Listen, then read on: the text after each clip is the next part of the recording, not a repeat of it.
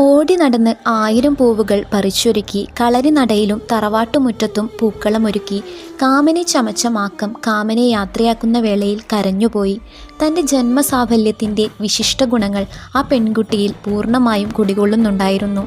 തറവാട്ട് തിണ്ണയിലിരുന്ന് 13 പേറ്റുനോവുകൾ അറിഞ്ഞ് ഉണ്ണിച്ചെറിയ അമ്മയുടെ ഉള്ളിൽ വിശുദ്ധമായ വേദനയുടെ നെടുവീർപ്പുകൾ അപ്പോഴും ഉണരുകയായിരുന്നു.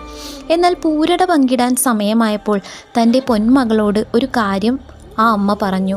പൂരട കുട്ടി നമ്പർ വിളമ്പട്ടെ. ചുക്കും ചൊറിയും പിടിച്ച കൈകൊണ്ട് കുട്ടി നമ്പർ പൂരട വിളമ്പണ്ട എന്ന് മാക്കം പറഞ്ഞു. നാത്തൂന്മാർ പൊട്ടിച്ചിരിച്ചപ്പോൾ ഞെട്ടിയത് മാക്കമായിരുന്നു.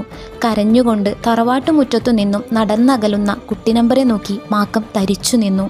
ഒന്നും കരുതിയല്ല താൻ അങ്ങനെ പറഞ്ഞത്. മാക്കം മനസ്സുകൊണ്ട് പിറുപിറുത്തു.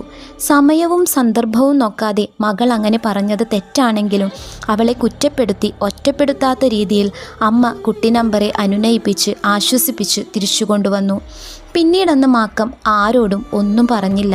പറയാൻ പാടില്ലാത്തത് പറഞ്ഞു പോയല്ലോ എന്ന ദുഃഖം മാക്കത്തിൻ്റെ ഇളം മനസ്സിനെ വല്ലാതെ വേദനിപ്പിച്ചു.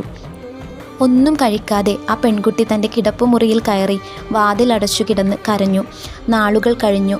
തൻ്റെ പരിഭവം നേരെ അമ്മായിയോട് പറഞ്ഞ കുട്ടി നമ്പർ മാക്കം എന്ത് കുറ്റപ്പെടുത്തിയാലും അവളെ തനിക്ക് മറക്കാനാവില്ല എന്ന് കരഞ്ഞു പറഞ്ഞു. അവൾ എൻ്റെ ജീവനാണ്.